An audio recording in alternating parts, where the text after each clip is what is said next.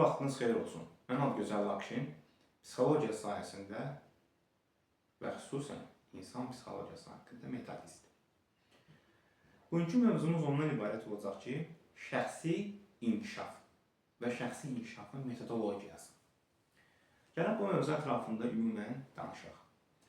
Məsələn, 17 yaşlarında olan hər hansı bir gənc, qız və ya oğlan fərq etməz, birinci kursu və universitetə yeni qəbul olub. Xüsusən valideynlər bunlara diqqət eləsin. İzləyən hər hansı bir övladı valideyn daha çox diqqət etsin.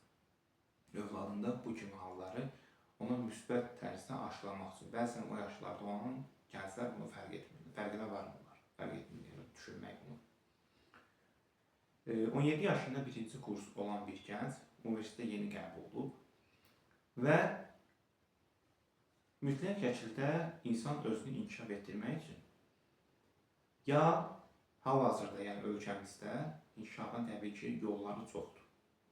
Dil kursuna getməli. Mütləq şəkildə bilirik ki, biz nə məktəbdə, nə universitet səviyyəsində keçirilən dil kursları yetərincə sayılmır. Yəni yetərincə oradan özünə baza toplaya bilmir.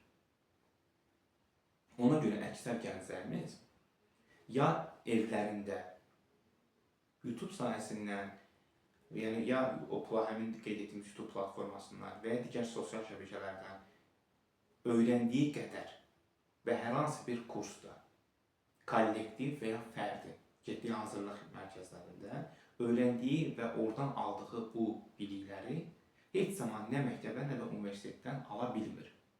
Çünki doğrusu budur, yetərincə öyrətmirlər və aldıqları düzdür, hər birinə şamil olunmur.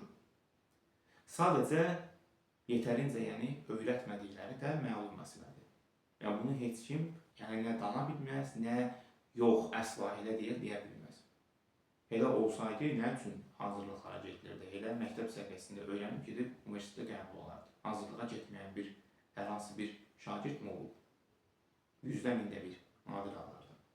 İndi mövzumuza qayıdarsaq, həmin 17 yaşlı gənc universitetə yeni qəbul olub, birinci kursdur.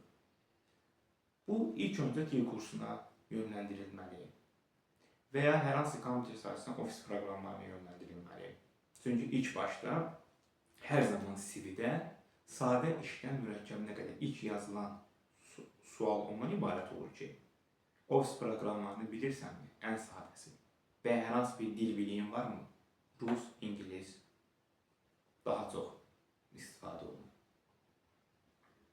Əgər bunlara maddi imkanı çatmayan bir valideyn bəs övladını bu istiqamətdə necə onun gələcəyində ən azından müsbət bir qatqısı olmalı? Tutaq ki, övladın çox da başı çıxmır, axtarmır, araşdırmır.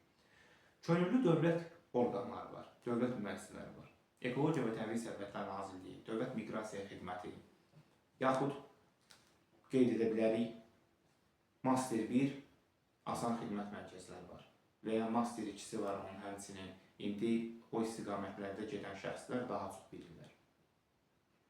Və birgə qurumlar olsun. Könüllü fəaliyyət ilk öncə ictimaiyyət içərisindən çıxmaq deməkdir.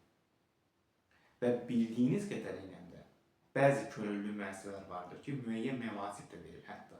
Məsələn, adi asan olsun, 100 manat deyək. Bir universitet tələbəsi üçün az pul deyil o. Ən azından öz şəxsi maddi ehtiyaclarını qarşılaya bilər. Doğrudurmu?